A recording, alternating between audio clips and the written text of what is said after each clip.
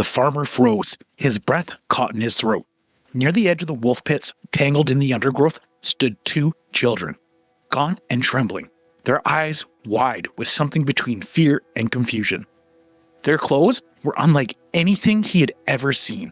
Woven from an unfamiliar fabric, it was loose and ill-fitting. But it was their skin that sent a shiver down his spine. It was completely green. The boy clung to the girl, barely able to stand. She, slightly older, held her ground. But her eyes darted between the farmer and the woods, as if weighing whether to run or stay.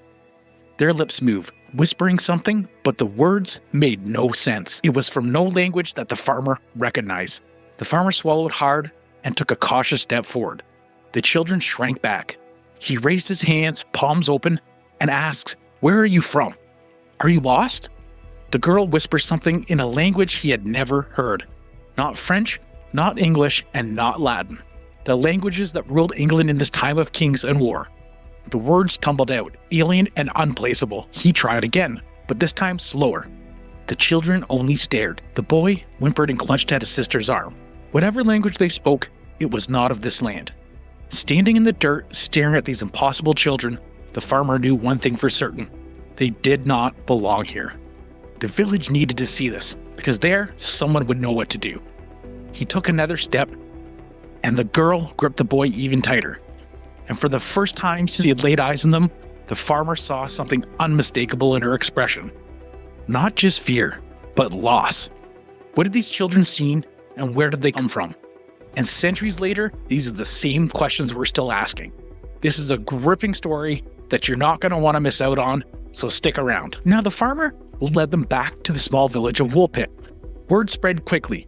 By the time they reached the heart of the village, a small crowd had already gathered. Traders, laborers, and housewives, drawn from their daily routines by hushed voices and urgent whispers. This was 12th century England, a land shaped by order and hierarchy, where every person belonged to a village, a trade, or a faith. But these two children, they belonged to nowhere. And Woolpit, it was a place of traps and legends. The village itself was small, unremarkable, except for the deep and treacherous wolf pits, which gave it its name. These wolf pits were dug to protect livestock from predators, but to some, they were cursed places, dark hollows where the earth swallowed what didn't belong. Fairy lore was not just a story, it was a warning. A traveler had whispered of strange lights in the woods or people taken and returned.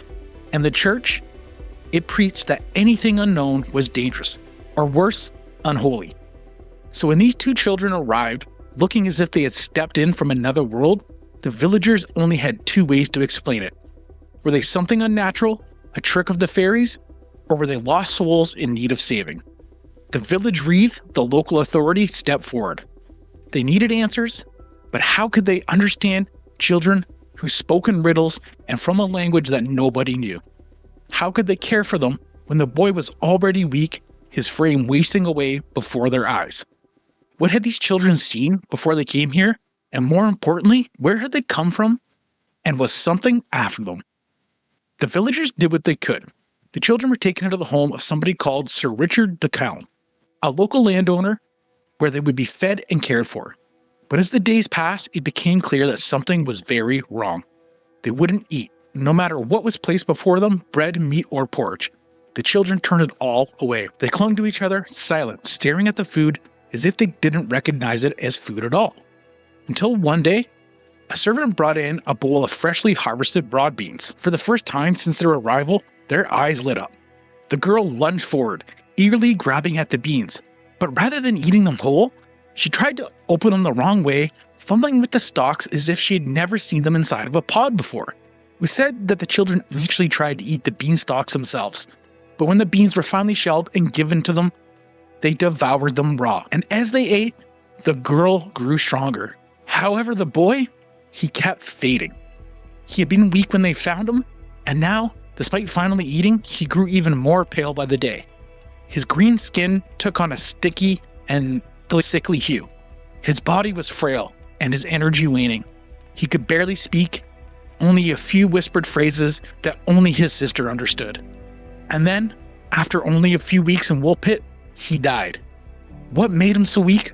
Was it the journey that brought him here? Was he simply too malnourished? Had something about this world the food, the air, or the very land itself being fatal to them? The girl mourned, but she adapted. Slowly, she began to take in other foods, and her green hue would begin to fade. Over time, she began to understand more and more English words. And when she finally spoke, she would tell a story of where they came from that would only make this mystery even deeper. Now, as the months passed, slowly she began to share her story. She and her brother had come from a place that she referred to as the land of St. Martin, or in some accounts, St. Martin's Land. Not only was it unlike England, it was unlike any land the villagers had ever heard of. The sun never fully rose, and it was said to be a place of eternal twilight, bathed in a dim and greenish glow. The girl reported that the people in St. Martin's Land were just like the English villagers, except everybody had the glowing green skin. The girl would report that her and her brother were tending to their father's livestock, as they had done many times. And one day, as they were following the herd, they heard a strange sound. They described it as some bells or a distant humming. In a moment of confusion, they were unsure of what happened when all of a sudden, they found themselves inside of the cave. Neither one of them could recollect how they actually got into the cave, but they would wander through it. And what seemed like days, even weeks, went by. They said that they followed a path that just kept going deeper and deeper, completely causing them to lose all track of time. At one point, they were struck by a blinding light. And all of a sudden, they stumbled forward, emerging into the field where the farmer found them. They tried to turn back, but the entrance, the way home, it was completely gone. The villagers sat there and listened in silence and awe. This wasn't just a story of lost children. There was something way stranger at play. Was this a real, hidden civilization buried somewhere beneath the earth? Had they crossed into the world from another reality? Or were these traumatized children recounting what hidden civilization they thought was true? Unfortunately, though, despite multiple attempts, the girl was unable to recount any more information that would help them figure it out. But her story, what they once spoken, could never be forgotten. Now, seriously, if you're hearing this story for the first time, what would you believe? If I was sitting there and a green kid came up to me, first thing I'd be doing is because I'm thinking they're radioactive. But I just want to take a second to say, if you're enjoying this episode, please consider subscribing. And if you want to share this with somebody, it really helps us grow. And I won't take too much more of your time, so let's move forward. And if you want to share this with somebody, it really helps us. So moving forward, the girl's story should have been an answer. Instead, it only deepened the mystery. Where exactly was this land of St. Martin? Was it real? Hidden somewhere beneath the earth? In another dimension? Or was it simply a child's confused memory shaped by trauma and fear? Even today, no explanation fully fits. But over the centuries, many have tried to solve this mystery. For the villagers of Woolpit, the answer may have seemed obvious. Strange things lurked beyond the borders of the known. Stories of Faerie abductions were whispered around fireside. There were stories of hidden lands that only the unfortunate stumbled into. Some believe the children had been stolen away by the fairies, trapped in a world that moved to a different rhythm of time and light, before being cast out, returned to the mortal world forever changed. Their green skin, their strange hue, their unfamiliarity with simple food. But if these children were actually fairies themselves, or just abducted by fairies, why were they brought back or came back at all? The fairies were known for taking, but not returning. There's a lot of odd similarities in stories about fairies and fairy abductions as to people who've encountered UFOs and UFO abductions. Just food for thought. Other villagers saw something even stranger in the girl's words. The description of perpetual twilight of a land neither fully day or night called to mind a world beneath the earth. Was it possible that she had spoken of a subterranean civilization, one buried deep beneath the rolling fields and quiet villages? If true, then perhaps the Woolpits themselves had been more than just a trap for animals. Maybe they had been a doorway to something deeper and more mysterious, something long forgotten. But if such a world existed, why hadn't anyone else stumbled into it? Nobody had the answers. The girl spoke of a glowing green river, and a barrier of light that separated their land from this one.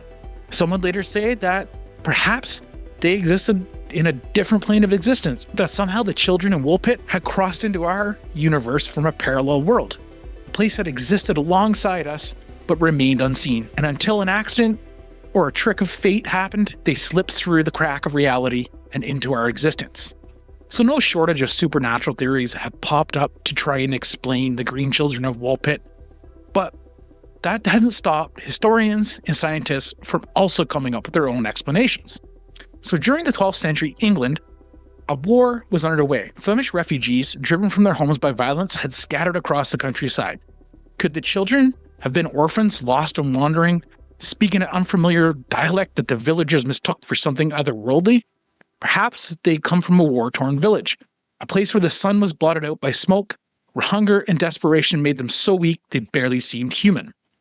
Yet, even this explanation leaves gaps. If they had come from a war-torn land, why did the girl say she had never seen the sun? Why had she spoken of a world bathed in twilight? A glowing river, or people who all shared the same green skin?